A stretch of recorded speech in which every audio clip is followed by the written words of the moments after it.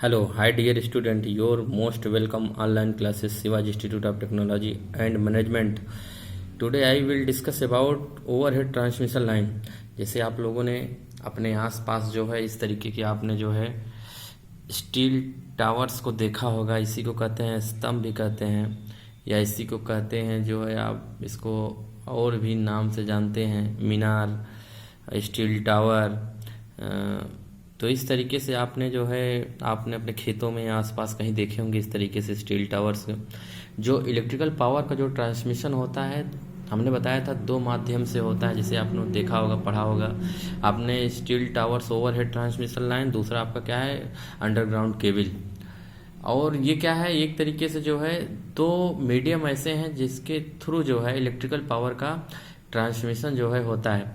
जैसे आप लोगों ने जो है इसमें जो है जैसे आपके जो ये स्टील टावर्स होते हैं, ये आपके या इसी को जस्तीकृत जो है स्टील जस्तीकृत मीनार भी कहते हैं। ये क्या होता है, दो प्रकार के होते हैं। जैसे आप लोगों ने देखा होगा, जब एक पहला जो है नेरो बेस लैटिस टावर होता है NBLT, और दूसरा आपका है जो है बोर्ड बेस लैटिस टावर। जो NBLT होता है, जो पहला जो NBLT होता है वो आपका क्या होता है, उनका जब आप बेस देखेंगे, ये जो बेस है आपका जो है, जो लेग होते हैं टावर के, वो क्या होते हैं, उनकी जो इस एक तरीके से बेस जो होता है बहुत कम होता है। और जो ब्रॉड बेस लैटिस टावर होता है उनका बेस ये जो होता है ज़्यादा होता है। तो इससे आप समझ सकते हैं कि आपका किस टाइप का जो है टावर है, ये NBLT है कि BBLT है। आप ये चीज़ समझ सकते हैं ये बेस के अनुसार। अब बात हमने बताया था आपको टावर्स के बारे में, हमने लास्ट क्लास में सब डिस्कस कर दिए थे जो है पिछली क्लासों में, कौन पार्ट होता है, कौन सा क्रॉस आर्म होता है, कौन आपका जो है पीक जो है पार्ट होता है, कौन आपका जो है आपका एक तरीके से टावर पार्ट्स होते हैं आपके जो है, कौन सा आपका लेग होता है, सब हमने जो है डिस्कस किया होता। लास्ट क्लास में हमने सब डिस्कस किया हुआ था जो है कौन सा क्या पार्ट है।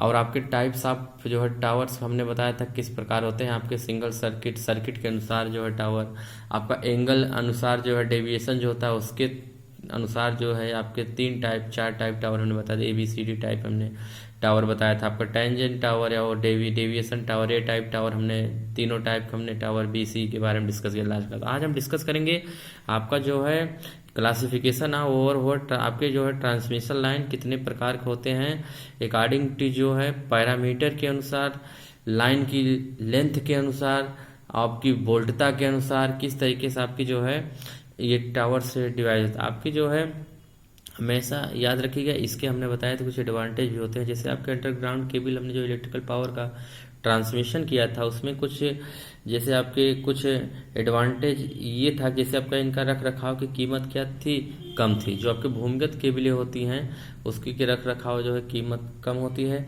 इसमें प्रदोष की संभावना भी कम होती है। जो आपको अंडरग्राउंड केबल होती हैं जिसमें इलेक्ट्रिकल पावर का ट्रांसमिशन होता है, उसमें जो है उसमें प्रदोष की संभावना या फॉल्ट की संभावना जो है कम होती है। लेस चांसेस ऑफ फॉल्ट जो है कम होता है। आगे जो उसमें क्या है भूमिगत केबलों में, उसमें आपको जो है विद्युत रोधकों का बहुत ज़्यादा प्रयोग किया जाता है। विद्युत रोधकों का जो है बहुत ज़्यादा उपयोग किया जाता है, जिससे उनकी क्या होता है इनिशियल कास्ट या प्रारंभिक कीमत जो होती है बहुत अधिक होती है, समझ रहे हैं। और इनमें जो है भूमिगत केबलों में क्या वोल्टता पात या फिर क्या कह लीजिए लो वोल्टेज ड्रॉप होता है, उनमें जो है वोल्टता पात भी नहीं होता है। यदि इनमें फॉल्ट अगर आपका भूमिगत केबलों में आ जाता था तो उनको क्या होता था, उनका ढूंढना जो है आसान नहीं होता था जो है। ये जो है सबसे बड़ी समस्या थी आपके जो अंडरग्राउंड केबल में जो है पावर का ट्रांसमिशन जो होता है, उसमें सबसे बड़ी यही समस्या थी कि आपका फॉल्ट या फिर प्रदोष किस पॉइंट पे है ये ढूंढना जो है बहुत कठिन होता है। दूसरी चीज़ क्या थी उसमें जो है प्रॉब्लम, उसमें जो है विद्युत रोधक का बहुत ज़्यादा उपयोग किया जाता था जी, इसलिए जो इसकी इनिशियल कास्ट बहुत ज़्यादा हो जाती है। तो कोई भी आपकी ट्रांसमिशन लाइन आपकी जो है, अगर आपकी जो है उसकी जो है ट्रांसमिशन लाइन, उसकी कास्ट भी बहुत डिपेंड करती है जो है।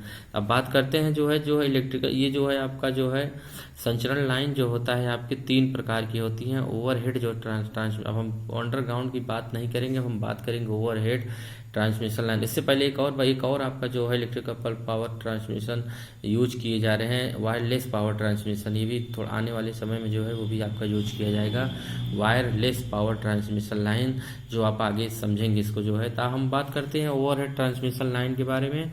ये 3 प्रकार की होती है, ये इंपॉर्टेंट टॉपिक है, कई बार पूछा हुआ है ट्रांसमिशन लाइन कितने प्रकार का होता है और आपका जो है इसके पैरामीटर्स क्या होते हैं ओवरहेड ट्रांसमिशन लाइन के, कई बार पूछा हुआ है, इंपॉर्टेंट टॉपिक है ये जो है। ये जो है 3 प्रकार के होते हैं आपका जो है ट्रांसमिशन लाइन, लघु संचरण लाइन या फिर शॉर्ट ट्रांसमिशन लाइन, और आपका दूसरा है मध्यम संचरण लाइन या फिर इसी को कहते हैं जो है आपका मीडियम ट्रांसमिशन लाइन, और आपका लास्ट जो है आपका दीर्घ संचरण लाइन या इसी को कहते हैं लॉन्ग ट्रांसमिशन लाइन। तो ये आपके 3 प्रकार के जो है ट्रांसमिशन लाइन होती हैं, लघु संचरण लाइन, मध्यम संचरण लाइन, दीर्घ संचरण। अब हम बात करते हैं जो है इसके बारे में लघु संचरण लाइन। जब सिरों पर याद रखिए, जब सिरों पर संचरण लाइन 50 किलोमीटर से 80 किलोमीटर, याद रखिएगा 50 किलोमीटर से 80 किलोमीटर तक रहती है तथा उसकी वोल्टता 20 किलो वोल्ट, इसका मतलब 20,000 वोल्ट से कम हो तो प्रायः इसको लघु संचरण लाइन कहते हैं। इसकी क्या कहते हैं, आपकी जो है इसकी लेंथ क्या हो, 50 किलोमीटर से 80 किलोमीटर हो और इसकी वोल्टता का हो, इसकी लाइन जो आपका 20 किलोमीटर से 50 किलोमीटर से 80 किलोमीटर हो, वोल्टता का 20 kV से क्या हो, कम हो, तो आपका जो है ये लघु संचरण लाइन कहलाता है। आगे हम बात करते हैं जो है आपका जो है आपका मध्यम संचरण लाइन क्या होती है। जब सिरों पर संचरण लाइन में लंबाई 50 से 150 किलोमीटर होती है तथा जो है इसकी वोल्टता 20 kV से 100 kV तक होती है तो उसे मध्यम संचरण लाइन कहा जाता है, समझ रहे हैं। तो तीसरा आपका है आपका दीर्घ संचरण लाइन। इसको कैसे समझेंगे, इसको भी लिखना हो एग्जाम में। जब संचरण लाइनों की लंबाई 150 किलोमीटर से अधिक व प्राचर वोल्टता या फिर ऑपरेटिंग वोल्टेज 100 kV से अधिक हो तो उसे दीर्घ संचरण लाइन कहते हैं। हमेशा याद रखिए, जब सिरों पर संचरण लाइन की लंबाई 150 किलोमीटर से अधिक वह प्राचलन वोल्टता ऑपरेटिंग वोल्टेज 100 kV से अधिक हो तो उस दीर्घ संचरण लाइन कहते हैं। तो अब ये टाइप्स आपके किस तरीके से आपके ट्रांसमिशन लाइन कितने, अब आपके प्राचल क्या होते हैं। जैसे आपके लघु संचरण लाइन है तो उसमें आपके 2 प्राचल होते हैं, एक आपका R और L, समझ रहे हैं। जो है R और L, इसका रेजिस्टेंस और इंडक्टेंस 2 ही आपके जो है पैरामीटर्स होते हैं।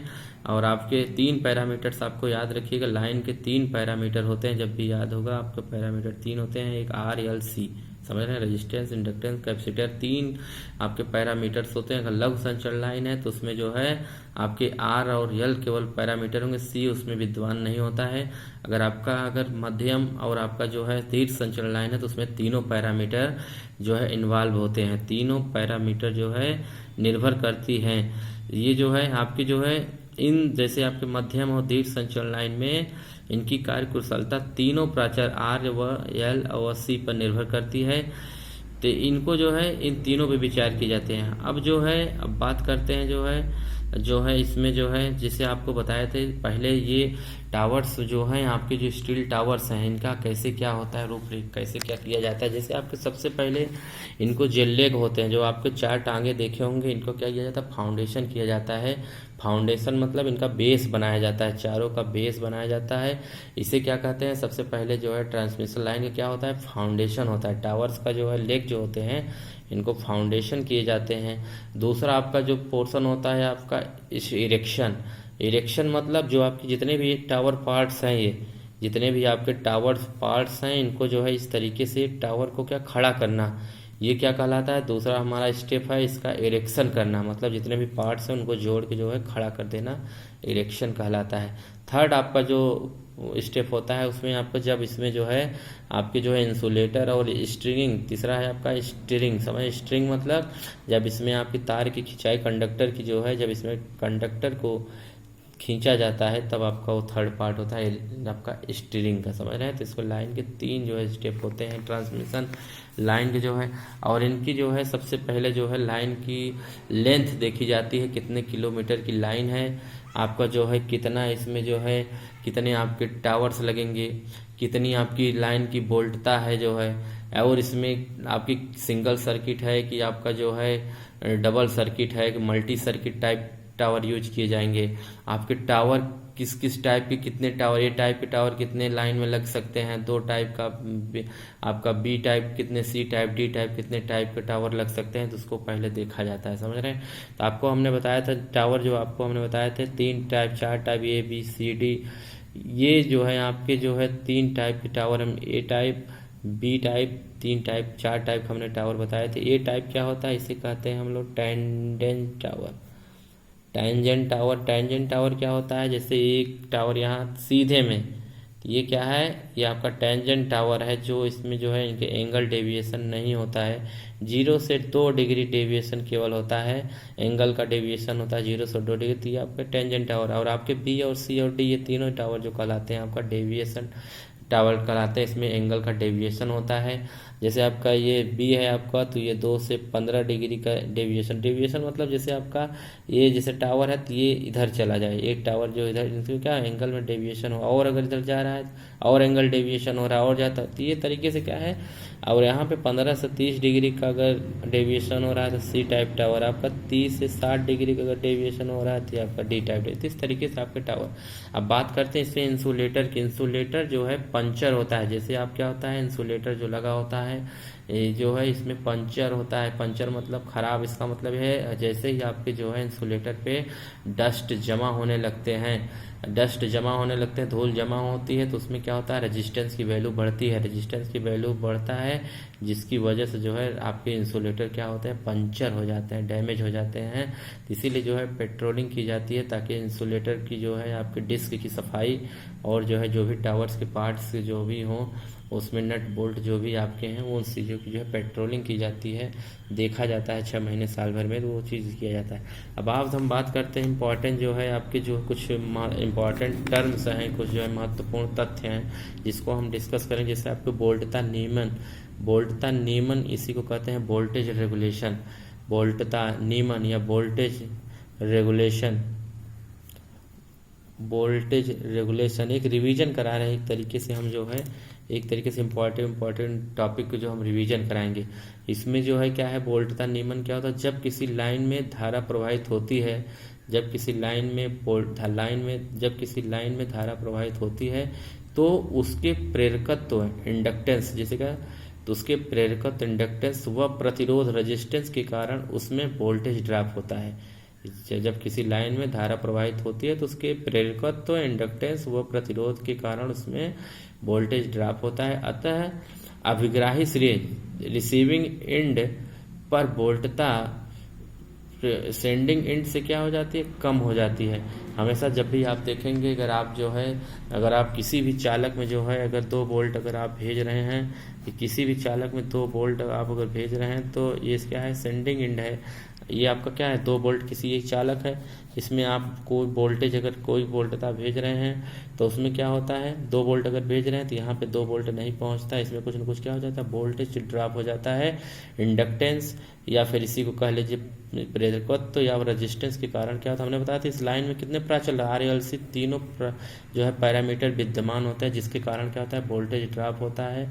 तो इसका मतलब इसमें क्या है वोल्टेज ड्रॉप जो है आपका हो जाता है। तो यहाँ वोल्टता जब भी आप प्रतिशत नियमन निकालेंगे, प्रतिशत वोल्टता नियमन जब भी निकालेंगे फार्मूला होता है प्रतिशत वोल्टता नियमन, इसी को कहते हैं। इसमें कैसे, इसमें है आपका परसेंट R से डिनोट करते हैं equal to VS minus VR upon VR into 100।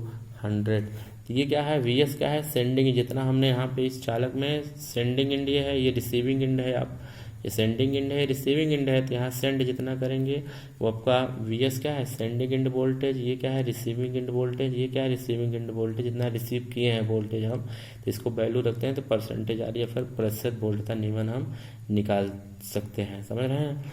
तो अब जैसे अब यहाँ पे देखिए थोड़ा याद रखिएगा, यहाँ पे जो है कंडीशन तीन इस आपका जो है तीन जो है स्थिति प्रोड्यूस होती है। या तो देखिए VS सर अगर सेंडिंग एंड वोल्टेज अगर ज़्यादा हो रहा है VR से, रिसीविंग एंड वोल्टेज से, तब आपका जो प्रेषण नियमन की परसेंट R जो आएगा वो क्या होता है, धनात्मक आएगा, समझ रहे हैं।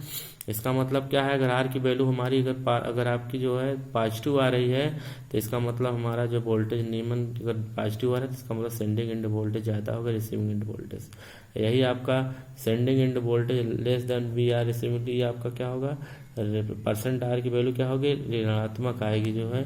यही आपका जो है अगर VS बराबर VR हो जाए तो ये क्या हो जाएगा, जीरो हो जाएगा, R की वैल्यू क्या आएगी, जीरो आएगी। इसका मतलब सेंडिंग एंड वोल्टेज जो है जितना सेंड हम कर रहे हैं voltage sending end voltage point से, रिसीविंग एंड वोल्टेज अगर बराबर हो जा रहा है, इसका मतलब आपका प्रेषण नियमन जो है वो आपका जो है वोल्टेज जो है वो जीरो आएगा।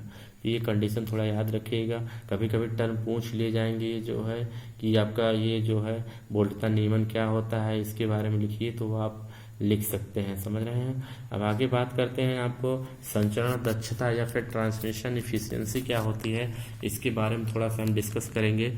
अभिग्राही सिरे या फिर इसी को क्या कहते हैं, रिसीविंग एंड पर प्राप्त शक्ति प्रायः प्रेक्षण सिरे से भेजी गई शक्ति से कम होती है, क्योंकि बीच में क्या हो जाता है, वोल्टेज ड्रॉप हो जाता है।